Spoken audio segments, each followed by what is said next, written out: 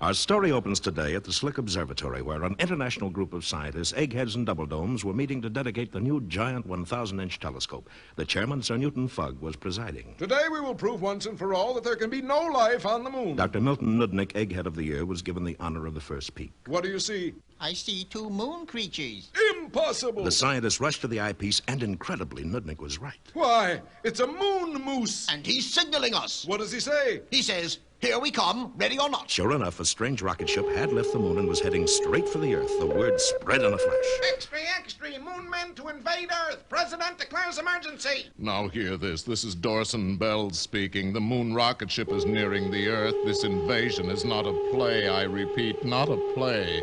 Please feel free to panic. And some people did panic. Stores closed, houses were shut up tight. Everywhere, panic reigned. What's the headlines, George? Invasion from moon. So what else is new? Meanwhile, at Washington Airport, the newly appointed ambassador to the moon, Krevny Blatt, and other dignitaries and diplomats were waiting for the strange craft to land. Here it comes. The rocket ship had made a perfect one-point landing, and while all eyes watched expectantly, the hatch opened. Welcome, moon people. You dig 'em Earth talk? Bullwinkle, they think we're moon people. They do? Then take me to your president. No, we gotta tell him the truth. Gentlemen, I'm Rocky the Flying Squirrel. And I'm Bullwinkle the moose. And we're both from Frostbite Falls, Minnesota. Minnesota? You mean you've been to the moon and back? Why, they've discovered a great new rocket fuel. And so to a hero's acclaim, our adventurers told their strange and incredible story. It seemed that just days before, in their little house in Frostbite Falls, Bullwinkle had been baking a quick-rising cake according to his grandmother's old recipe. But the first layer had risen a little faster than they'd expected.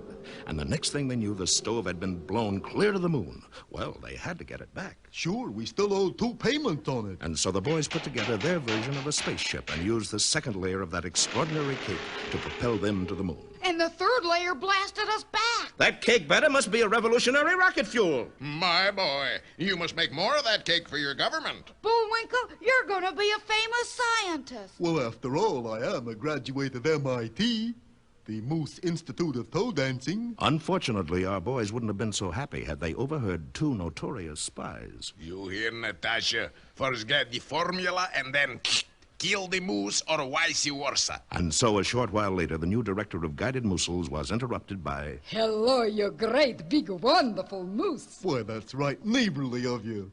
You will give me Grandmama's recipe? What for? Well, I hope to be a grandmama myself someday. I'd love to, but in the explosion, I only saved half my recipe. I know how much, but not what of. Natasha's friend then did a very unneighborly thing. Darling, will you please hold this package for me? Well, I'd planned to leave in a couple of minutes. Don't worry, darling. You will. But as Natasha tried to open the door, she found it had been locked behind her. The key. Where's the cotton-picking key? Oh, the key. Well, I got it here somewhere. 18 seconds, 17, 16. Let's see. Here's the key to my locker at PS 84. Hurry up, please. Key to my hope chest. It's little, because I'm kind of hopeless. I must go quickly. I'm doing my level best. 12, 11, 10. 3 trunk keys, in case I ever grow a trunk. Time is running out. 8, 7, 6. Hey, that one belongs to the Frostbite Falls Volunteer Fire Department. Yeah, wonder how they're starting the engine these days. Give me my package, you fool. 3, 2, 1. That's what I like. Precision timing. A few minutes later, Bullwinkle found the right key, and the furious Natasha leapt to meet her partner in crime. Boris promised to meet me here. Where is he? Oh, there you are, darling. What do we do next? We do what any intelligent, self-sufficient spy with real initiative would do. We wait for instructions. Meanwhile, the fact that Bullwinkle's rocket fuel was made from his grandmother's fudge cake recipe was having a great effect on the whole country. Top scientists discarded their most complex apparatus. Erwin, go get me an 8-inch cake tin and a set of cookie cutters. Colleges changed their course of study. This year, gentlemen, we will study atomic structure, nuclear physics, and fudge making. The effect spread to other countries. But you are top nuclear physicist. How come you are sent to Siberia? My biscuits were too heavy. In the USA, grandmothers rose to national prominence. As advisors to the president, It's raining. You'd better put on your rubbers. as scientists, I'd like you to meet our new head of research and development. Hello, boys. even bathing beauty contests took on a new look. Grandmothers reigned supreme. In their own laboratory, Rocky and Bullwinkle were still hard at work. Here's the latest one, Rocky. Will it make a good rocket fuel, Bullwinkle? Well, I don't know, but it'll sure make a dandy lunch. The boys wouldn't have been so happy if they had chanced to look behind them, for at that moment, a scaly green hand was raising a sinister weapon and pointing it right at their heads. Hokey smoke, Bullwinkle. Look there. Now, Kidney? Not now, Clyde. Why not? I haven't scrooched anybody since we've been here. What are they, Rocky? I don't know. I've never seen anything like them. Maybe they're congressmen. Who are you? Put your hands over your head, please, and no sudden moves. Clyde here is very nervous. Yes, especially in this finger. Yeah, that's the worst one, too. What do you fellas want, anyway? Yeah, and how come the funny suits? Funny suits? They're out of this world. You're so right. I am? Yes, we're from the moon. The moon? Yes, and if there's one thing we don't want, it's an invasion from Earth. Especially an invasion of tourists. We lead such a quiet life on the moon. Take a look at what we had to go through just to prepare for a visit here. Yeah, we had to practice dodging traffic. And listening to jukeboxes. And filling out forms. And breathing smog. And riding on subways. And regular bathing. It was awful. 7 of us were chosen. Only 2 made it. So you see, we must stop you from using that formula. One way or another. Well, I don't mind that one way. It's the another that bothers me. But we don't even have the formula yet. Do I scrooge him now, Kidney? Well, not if they don't have the formula. Oh, moon rats. But we'll come back. And as soon as they get the rocket fuel...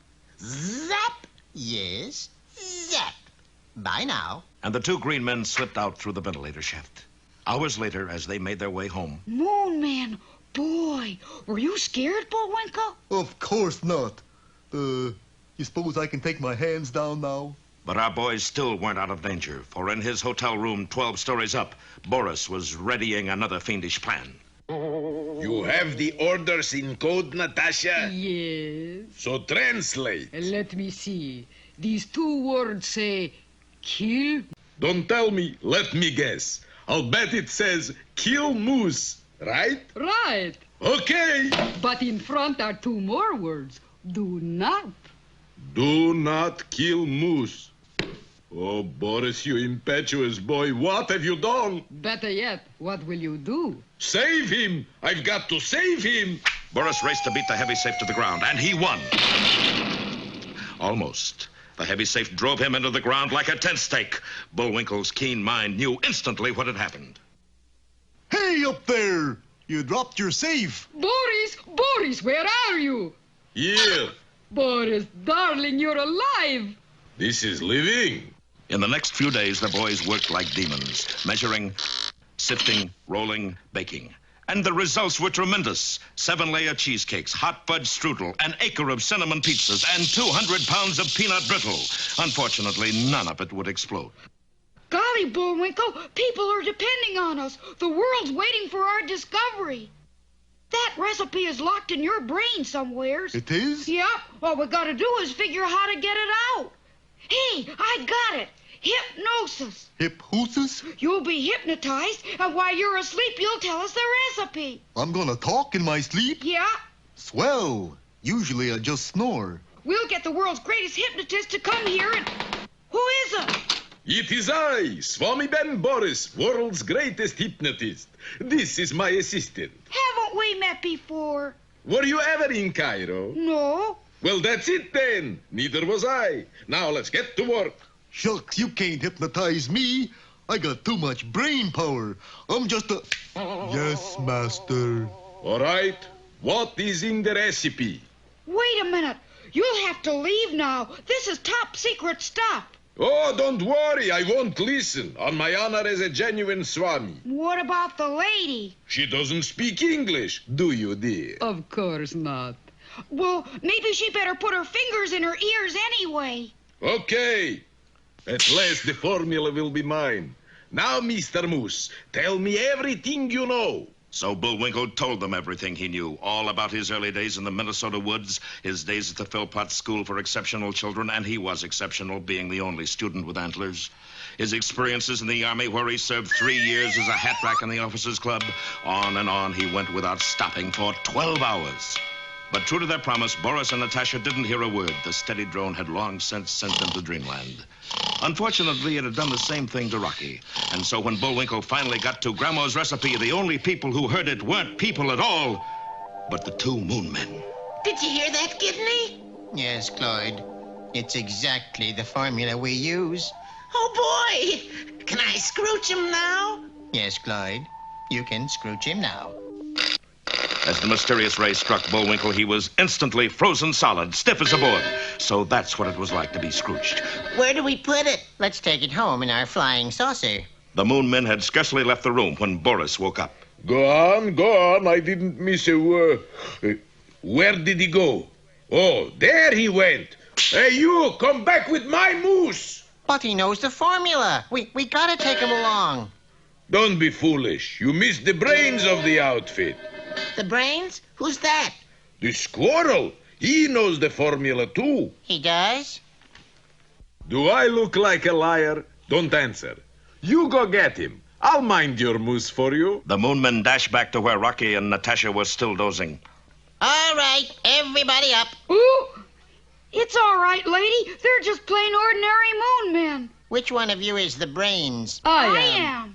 Because if you are, we're gonna scrooch you. She is. Which one is the squirrel? That's me. Where's Bullwinkle? We're taking him with us. You too. Come on. Bye-bye, darling. Have a nice trip. It looked bad, but Rocky's nimble wits were hard at work. Okay, we'll go, but it does seem a shame to miss the party. Party? Sure. The government always throws a big party for visiting spacemen. With paper hats? And noisemakers? Yeah.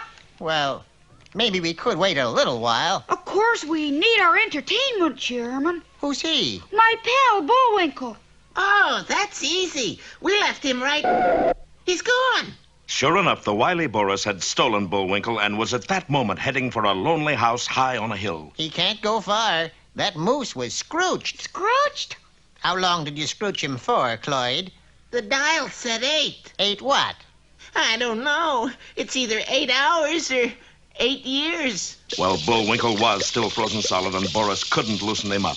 Then exactly 8 hours later... Ooh. You're conscious. No, I'm Bullwinkle. Where am I? This is your new laboratory. I am your new assistant. Shall we get to work? Well, let's see. I guess so. 2 cups of flour, 1 teaspoon salt. You taking all this down? Yes. Could you speak a little louder? I'm rather hard of hearing. Oh, certainly.